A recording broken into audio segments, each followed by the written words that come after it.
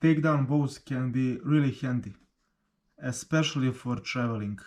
You can basically pack the bow into the bag and you're good to go. Usually there are 2-piece and 3-piece takedown bows, and both works really good. This is the one that I made, and it's a 2-piece takedown bow.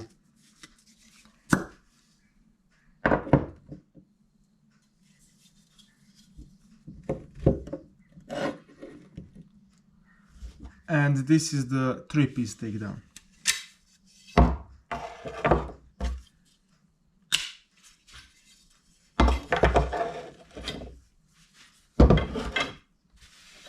As you can see, we can pack this in really small bag. But there is one problem, and that is the arrows. Look at this. Usually the arrow is the longer than the takedown pieces. Especially with the 3-piece takedown bows. Arrow is much longer. But in my case is also with the 2-piece takedown bows, because I usually shoot pretty short bows, and you can see how much longer the arrow is. There are takedown arrows like this one. As you can see, it has connection point at the middle. This is the arrow that I made with my method, but commercially available takedown arrows works pretty much the same.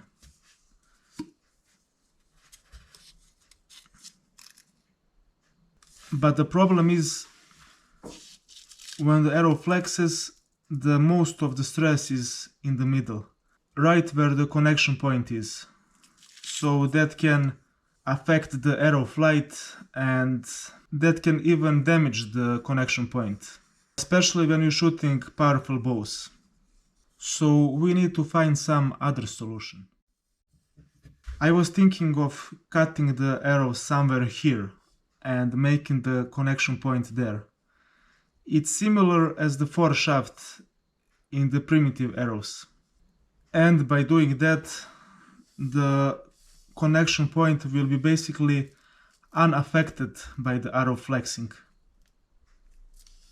And we really don't need this short of the pieces, because bow limb is much longer than this. If we cut the arrow here, we are good to go actually. We don't need shorter pieces than this. I've seen a lot of takedown arrows broken or bent right in the connection point. But I'm pretty sure if we make connection point somewhere here, we will not have that problems. And the arrow will be basically as strong as the solid arrow. That is the theory, so let's put that in the practice. I'm going to use this arrow for the test. It is 340 spine and it's about 800 grains. This is the arrow connector that I will be using. I ordered it from AliExpress and it was very cheap. But if you don't have these connectors available, you can use my alternative method of making takedown arrows. I have a full video tutorial about this, so you can watch it. Either one of these will work good. Just keep in mind that this will add some weight. About 4 grams in this case. Now we need to cut the arrow. I will cut it about 12 centimeters from the start of the arrow shaft. Somewhere here. I like to use the hacksaw and spin the arrow while I'm cutting.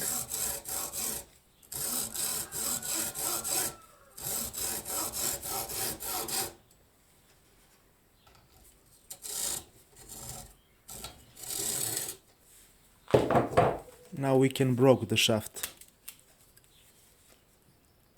That's all. Now we just need to flatten these cuts. You can use the sandpaper on some flat surface to flatten this, but I like to use the disc sander.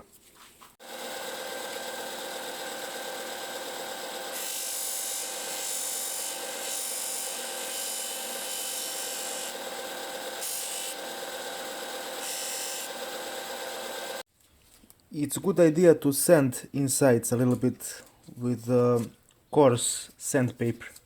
That will provide a better bonding surface for the glue. We can just roll the sandpaper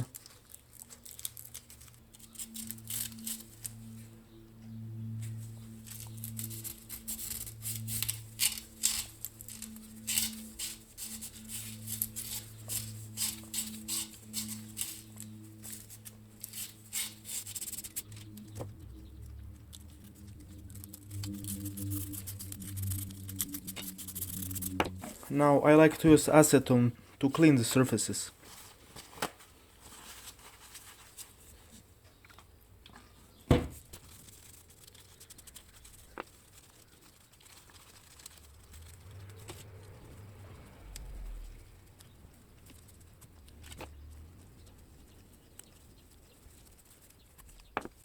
That's enough.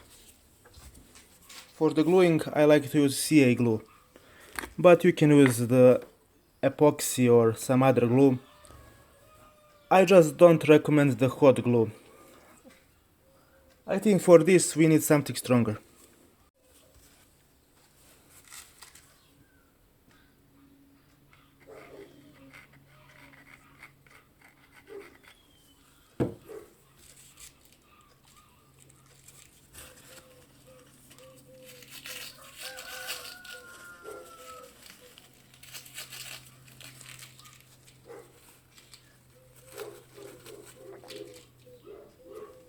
I will let this cure for about a minute or so and then do the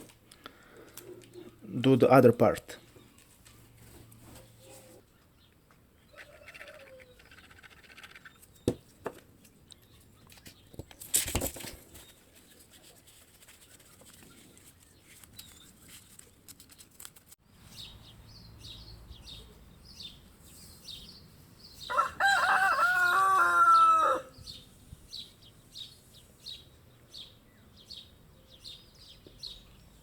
So this is our finished arrow.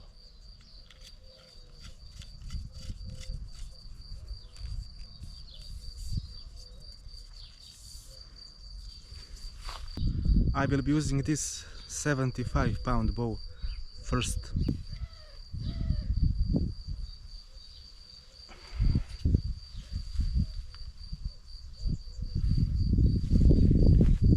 And later this beast. This is 120-pound bow.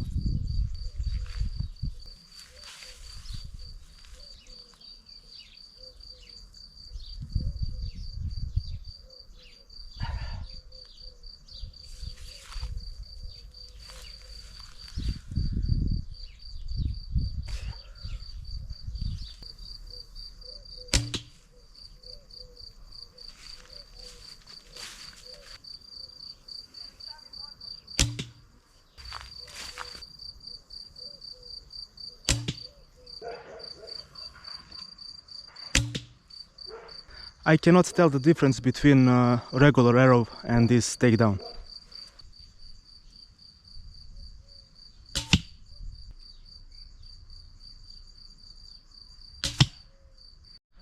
Let's shoot now with a 120-pound boar bow.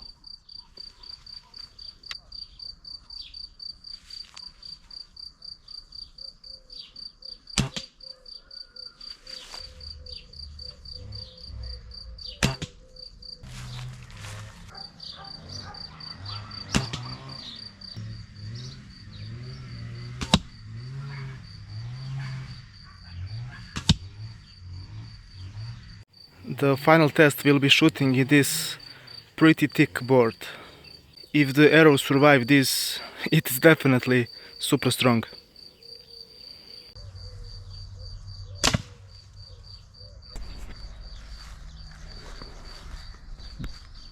The arrow actually splits the board. and goes into the target.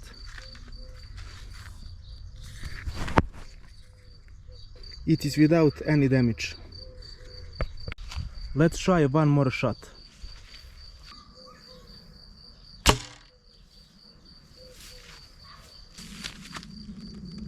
It will be very difficult to get it out.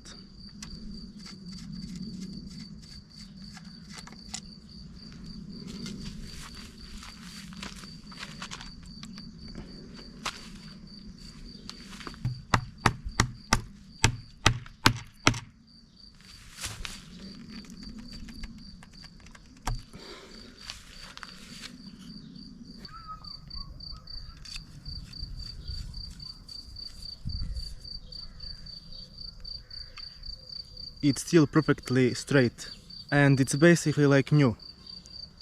So this is definitely super strong method.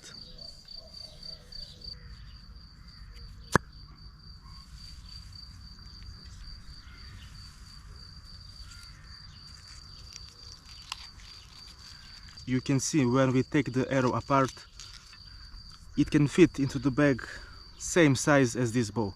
I will definitely make one set of these arrows for me. Thanks for watching and see you in the next video.